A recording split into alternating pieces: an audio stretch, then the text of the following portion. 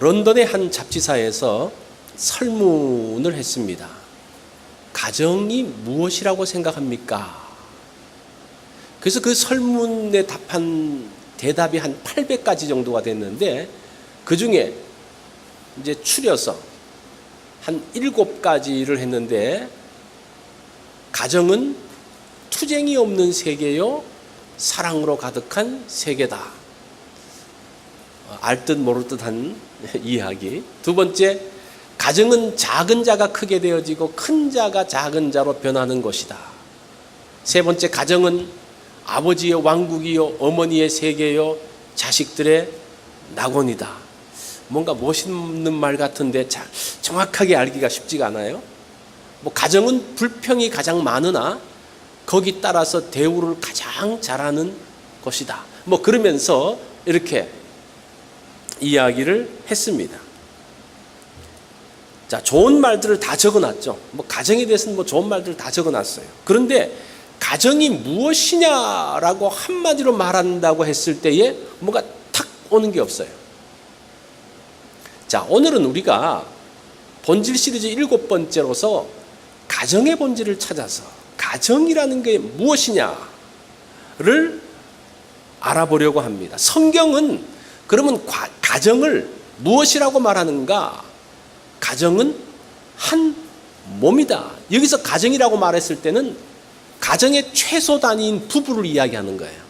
그래서 이 에덴 동산에서의 가정은 부부밖에 없었으니까 그 가정은 한 몸이다. 창세기 2장 24절에 보면 둘이 한 몸을 이룰지니라 라고 이야기합니다. 근데 이 말도 어려워요. 가정이 한 몸이다?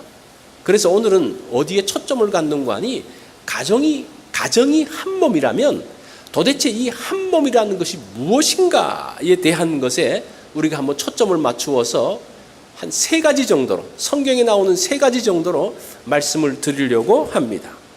자, 첫 번째, 가정이라는 것은 한 몸인데 그 한 몸은 완전함이다라는 겁니다. 이 한 몸이라는 것은 완전함이라는 거예요. 사람이 한 몸이 될 때 완전해집니다. 이 사람 자체가 참 불완전한 사람들이에요. 성경에 보면 남자라는 단어, 여자라는 단어, 이 단어들 자체가 히브리어로서는 다 불완전한 그런 뜻이에요. 절망적인 그런 뜻이에요. 자, 오늘 그 말씀 2장 18절에 보니까 여호와 하나님이 이르시되 사람이 혼자 사는 것이 좋지 아니하니 이렇게 이야기해요. 하나님께서 천지를 창조하시고 난 다음에 그 여러 짐승을 지으시고 태양과 또 달과 별을 만드시고 난 다음에 뭐라고 말씀하십니까? 보시기에 좋았더라 그렇게 이야기해요. 보시기에 좋았더라. 이 좋았더라는 단어가 경치가 좋았다는 말이 아니고 완전하다라는 그런 뜻이에요. 완전하다, 토부, 완전하다, 아름답다, 완전함으로 인한 아름다움. 그런데 이 아담이 혼자 사는 것을 보면서 뭐라고 말합니까? 좋지 아니하였더라는 말은, 이 말은 똑같은 단어예요. 그런데 완전하지 않았다라는 그런 뜻입니다. 불완전한, 혼자 있는 것은 하나님께서 불완전한 것으로 말씀하고 있습니다. 그래서 하나님이 뭐라고 말씀하십니까? 내가 그를 위하여 돕는 배필을 지으리라. 돕는 배필. 우리 한글 성경에는 돕는 배필이 조금 이해하기 어렵게 되어 있는데, 이 돕는다라는 단어, 에제르라는 단어가 명사형이에요. 그래서 사실은 이게 무슨 말인가 하니 돕는 자라는 그런 뜻입니다. 돕는 자. 그리고 배필이라는 단어는 마주 보는 그런, 오히려 배필이라는 단어가 돕는 것을 수식하는 거예요. 이제 조금 이 한글 성경은 돕는이 배필을 수식하는 것처럼 되어 있는데 그렇지 않습니다. 오히려 전치사구로서 배필이 돕는 자. 그래서 이 배필이라는 말이 무엇인가 하니 마주 보고 있는 그런 뜻이에요. 바라보고 있는 그런 뜻이에요. 그래서 이것을 우리가 한번 정리를 해보면요, 마주 서서 바라보는 돕는 자, 그런 뜻입니다. 마주 서서 바라보면서 돕는 자. 마주 보면서 흐뭇한 따뜻하게 바라보는 그런 사람이 부부고 그것이 가정이라는 겁니다. 그래서 우리가 돕는 배필이라고 이야기했을 때의 기능적인 부분으로서 누군가의 도움이 필요하고 도움을 주기 위해서 가정이 만들어진 것이 아니라 존재론적으로 돕는 배필 자체는 무엇인가 일하기 전에 그냥 마주 앉아 있는 사람, 바라보는 사람, 그런 뜻이에요. 그것이 가정이에요. 원래 하나님께서 가정이라고 돕는 배필이라고 말할 때는 그런 의미가 있습니다. 결혼하는 사람에게 물어봅니다. 왜 결혼합니까? 대부분의 경우가 무엇인가 필요해서 결혼한다고 이야기합니다. 남자는 나는 여자의 도움이 필요합니다. 그렇게 이야기하죠. 여자들은 뭐라고 이야기합니까? 나는 남자의 보호가 필요합니다. 그래서 함께 살면서 서로 부족한 부분을 채웁니다. 그런데 최초의 가정은, 최초의 부부는 필요해서 만난 게 아니에요. 서로 그냥 마주보기 위해서 만난 그것이 가정. 그냥 마주보고 함께 있는 것이 좋아서 결혼한 것. 그것이 최초의 가정이고 최초의 부부라는 겁니다. 사실은 그 가정의 문제, 부부의 문제가 어디에서부터 시작됩니까? 나는 이 사람이 필요해서 함께 사는데 이 사람이 내 필요를 채워줍니까? 못 채워줍니까? 못 채워줘요. 남자가 뭐 여러 가지 밥하는 것도 어렵고 뭐 빨래하는 것도 어렵고 그래서 결혼했는데 이 아내가 밥을 제때 안 해줘요. 그러면 불평이 생겨. 내가 뭔가를 입어야 되는데 그 옷이 세탁되어 있지 않아요. 그것 때문에 불평이. 나는 그게 필요해서 결혼했는데 뭐가 안 되는 거예요. 아내들은 어떻습니까? 남자로부터 보호받고 그렇게 하는데 이 남자가 제대로 뭐 벌어보지를 못하네요. 벌이가 신통치 못하네요. 그러면 거기서 뭐가 나오는 겁니까? 불평이 나오는 거예요. 우리가 이게 참 묘한 게 세상적으로 봤을 때 대부분의 사람들이 필요해서 만난다고 그랬는데 그 필요 때문에 그 가정이 깨어지고 문제가 생긴다는 사실 아십니까?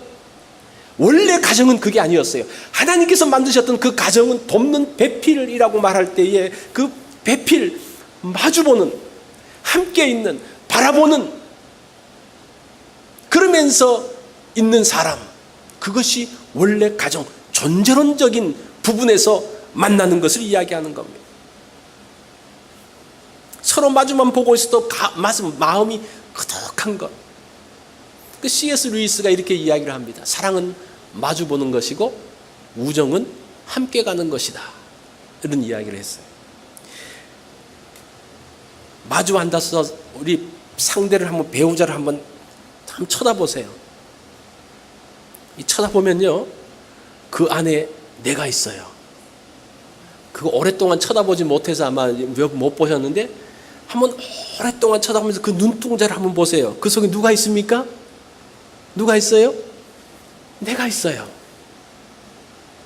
이게 마주보는 거예요. 우리가 너무 바빠서 너무 열심히 일하려고 하다 보니까 마주 앉을 새가 없으니까 그 속에 뭐가 들었는지 알지 못하는 거예요. 그 고백이, 그 내용이 23절입니다. 이는 내 뼈 중에 뼈요 살 중에 살이로다. 처음에 아담에게 하나님께서 하와를 만드시고 하와가 탁 올 때 뭐라고 말합니까? 이는 내 뼈 중에 뼈요 살 중에 살이로다. 이게 무슨 사랑의 고백인가? 근데 이 말이 무슨 말인 거 아니? 당신은 나의 분신입니다라는 것 뜻이. 당신은 나의 분신입니다. 내 뼈와 살이 당신에게 있습니다. 당신은 곧 납니다. 그런 뜻이에요. 이렇게 해석하면 좀 멋있는 고백인 것 같지 않습니까? 이 C.S. 루이스가 한 말하고 거의 통하는 말이에요. 그 속에, 그 마주 앉아 있는 사람 속에 내가 들어 있는 거예요. 돕는 배필은 무슨 일을 하기 위해서 존재하는 게 아니에요. 성경에 보면요, 하와가 아담에게 어떤 것을 도왔다는 게 구체적으로 나오지 않습니다. 원래 돕는 배필이 그런 뜻이 아니기 때문에 하와가 무슨 일을 한 게 아니에요. 그 전에 하와가 오기 전에 뭐 새들의 이름과 짐승의 이름을 다 지어 일 다 끝내놔요. 그리고 하와가 와요. 만약에 돕는 배필이라 그러면 그 전에 와가지고 아담을 도와주고 여러 가지 했을 건데 그게 없어요. 근데 하와가 있으면서 아담에게 도와주기보다는 선악과를 따먹음으로 인해서 곤란한 가운데 들어가잖아요. 그러니까 그냥 존재론적으로 함께 있는 것, 그것이 가정의 모습. 마주보며 사랑하는 것, 그것이 처음 가정의 모습이라는 것. 그러면 아무 일도 하지 말아야 되는가? 둘이만 마주만 보고 있어야 되느냐? 그게 아니라 마주 보고 있으면서 서로 사랑하기 때문에 헌신하는 거예요. 사랑하기 때문에 무엇인가를 채워주는 거예요. 무엇인가 요구하고 무엇인가 필요를 채워달라고 요구해서가 아니라 내 마음 가운데서 일어나는 그 마음 때문에, 그 사랑 때문에 헌신하고 돕는, 그것이 돕는 배필이에요. 이것이 가정의 본질입니다. 여기서 벗어나면요, 문제가 생기게 돼 있어요. 그래서 우리의 가정의 본질이 무엇인지, 가정의 본질은 뭡니까? 완전 한 몸이라는 것은 완전함을 이야기합니다. 두 번째로, 한 몸은 떠나면서 시작되어집니다. 24절에 보니까 이러므로 남자가 부모를 떠나 그의 아내와 합하여 둘이 한 몸을 이룰지니라 라고 이야기합니다. 여기서 한 몸을 이루는 과정이 먼저 떠나는 거예요. 이 떠난다는 단어가 굉장히 강한 단어입니다. 끊어버리다, 그런 뜻이에요. 끊어버리다, 그리고 버리다, 끊다, 버리다 라는 그런 뜻이에요. 부모만 떠나는 게 아니라 부모까지 떠나는 거예요. 우리가 떠날 수 있는 부분에서 제일 마지막이 뭐겠습니까? 부모잖아요. 그러면 부모를 떠난다 그러면 그 전에 모든 것들을 다 떠나는 거예요. 친구, 친척 뭐 다 떠나는 거예요. 그래서 마지막 부모까지 떠나는 거예요. 떠나지 않으면 한 몸이 될 수가 없습니다. 친구도 떠나고 친척도 떠나고, 떠난다는 것은 의지하지 않는다는 거예요. 결혼했는데도 부모로부터 계속적으로 경제적인 도움을 받는다, 그건 떠나지 못하는 거예요. 떠났는데도 힘들고 어려울 때 정서적인 안정감을 엄마 아빠에게 가서 찾아요. 그러면 그게 한 몸이 될 수 있을까요, 없을까요? 한 몸이 될 수가 없겠죠. 떠나지 않으면, 끊어버리지 않으면 한 몸이 될 수가 없습니다. 그래서 떠난다는 것은 자신이 결정할 뿐 아니라 자신이 책임지는 것을 이야기합니다. 자신이 책임지고 독립하는 거예요. 그 전에는 부부가 한 몸이 될 수가 없습니다. 완전해질 수가 없습니다. 자, 두 번째는 합한다. 두 번째 과정이 떠나고 난 다음에 합하는데, 이 합한다라는 단어를 보니까요, 풀로 붙인다라는 뜻이 있어요. 제가 이건 전에도 말씀드렸는데 두 개의 종이를 풀로 붙였습니다. 이게 떨어질 수 있습니까, 없습니까? 떨어질 수 있죠. 뗄 수 있어요. 그러면 이 풀로 붙인 것을 떼면 어떻습니까? 두 종이가 어떻게 돼요? 원래 모습이 나올 수 없고 다 찢어져 가지고 너덜너덜해집니다. 떨어질 수가 없는 거예요.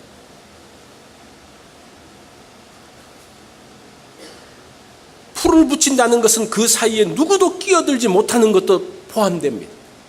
딱 붙였는데 그 속에 뭔가 들어올 수가 없어요. 어떤 경우는 보면 결혼했는데도 그 결혼한 신혼집에 친구들이 늘 찾아와요. 그래서 그 부인은, 그 아내는 신혼부부인데 그 친구들 시중 드느라고 그냥 피곤해요. 그러면 한 몸이 될 수가 없어요. 어떤 것도 그 사이에 들어갈 수가 없다라는 겁니다. 자, 이제 둘이 한 몸이 되었습니다. 자, 한 몸이 되어지고 난 다음에 이제 둘이 함께 부모를 섬기게 되는 거예요. 각기가 아니라 한 몸이 되어져서 부모를 섬기는, 한 몸이 되어서 함께하는. 그런데 이 한 몸이 되었다는 것이 이게 쉬운 일이 아니에요. 생각도 다르고 습관도 다르고 모든 게 다른 사람이 한 몸으로 붙어 있으니까 얼마나 힘듭니까? 이제는 상대를 받아주어야 됩니다. 다른 것이지만 받아주어야 됩니다. 남녀, 어려운 점이 남녀의 차이라고 그러잖아요. 남자와 여자가 다릅니다. 하나님이 지으실 때 남자는 흙으로 만드셨고 여자는 뼈로 만들었어요. 재료 자체가 달라요. 그러니까 무엇인가 다 다르게 시작되었으니까 다를 수밖에 없습니다. 남자들은 오른쪽 뇌가 발달되어졌다고 이야기를 합니다. 그래서 우뇌는 분석적이고 종합적이고 정보를 저장하는 뇌입니다. 근데 여자들은 왼쪽 뇌가 발달되었다고 합니다. 정서적이고 직관적입니다. 그래서 어떤 문제가 생기면요, 남자는 뭐라고 말하는가, 머리를 쥐어짜면서 골치 아파 못 있겠다 그래요. 근데 여자는 그 문제를 보면서 가슴을 잡으면서 가슴이 답답하다 그래요. 왜 그래요? 다르다는 거예요. 자기의 그 느끼는 부분이 달라요. 이 다른 사람이 한 몸이 되었으니까 얼마나 힘듭니까? 다르기 때문에, 그런데 다르기 때문에 이 다른 둘이 합치면요, 완전하게 되어져요. 자, 제가 예를 들어서 한번 설명하면, 이 오른손이 남자라고 한번 생각해 보십시다.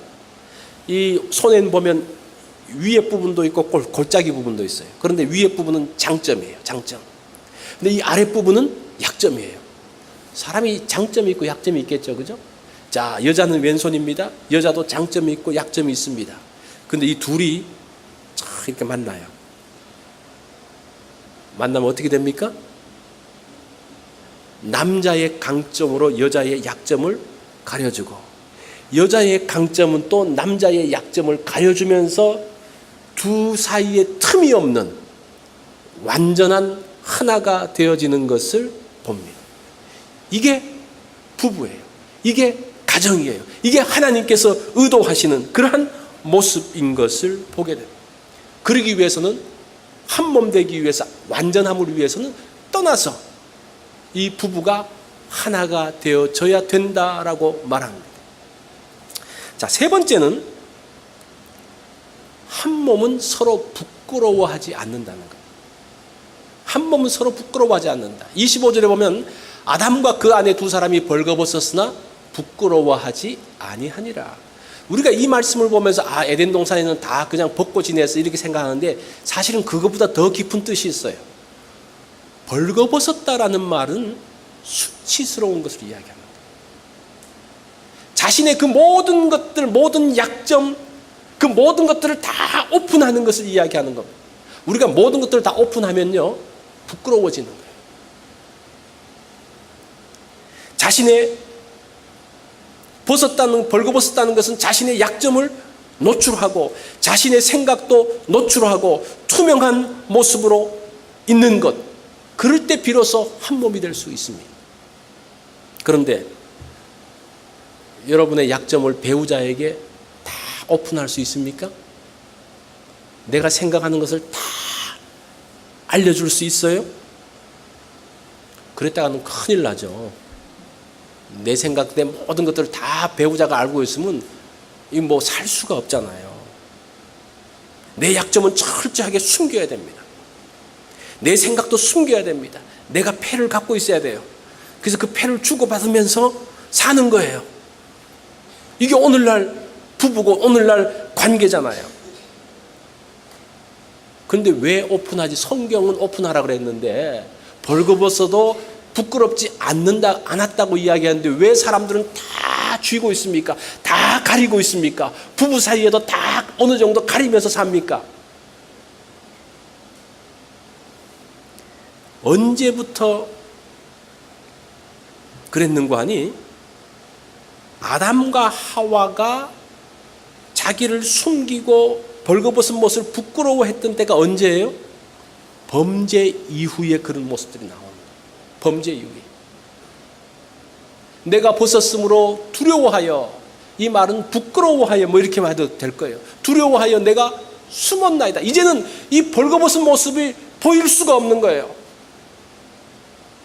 수치스러워서 내 약점, 내 아픔을 보여줄 수가 없는 거예요. 어떤 이후에? 범죄한 이후에. 내 속에 뭐가 있습니까? 내 속에 끄집어내면 뭐가 있어요? 좋은 게 있는 게 아니라 더러운 게 있는데 어떻게 그것을 내놓을 수가 있습니까? 내 속에 죄성으로 가득 차 있는데 어떻게 그것들을 오픈할 수가 있어요? 할 수가 없죠. 그러면 내 약점과 나의 아픔을 언제 오픈할 수 있는가? 언제 오픈할 수 있어요? 그것은 내 약점을 보고 내 아픔을 보고 그것을 받아주고 그것을 이해하고 오히려 격려하고 위로하는 사람이 있다면 나의 그 모든 것들을 다 펼쳐낼 수가 있는 거예요. 사실은 부부는 모든 것들을 다 펼쳐야 됩니다. 투명해야 돼요. 그런데 그렇게 하지 못하는 게 현실이죠. 그래서 오늘 이 말씀 듣고 난 다음에 우리 다 오픈하자. 당신 약점 아픈 거 다 이야기해봐. 절대 그렇게 말하지 마세요. 뒷감당을 못합니다. 그런데 그걸 하자 그래서 하는 게 아니라 내가 그 아픔, 그 약점을 보면서도 긍휼한 마음이 생기고 그것을 보면서 비판하지 않고 그것을 받아주면 자동적으로 하다 보면요. 그 아픔이 드러나고 내 약점이 드러났는데도 상대가 그것을 받아주고 오히려 격려하고 위로하면서 그 상처와 그 아픔이 치료되고 회복되어지면요. 오픈하지 말라 그래도 오픈하는 거예요. 그러면서 완전하게 되어지는 겁니다.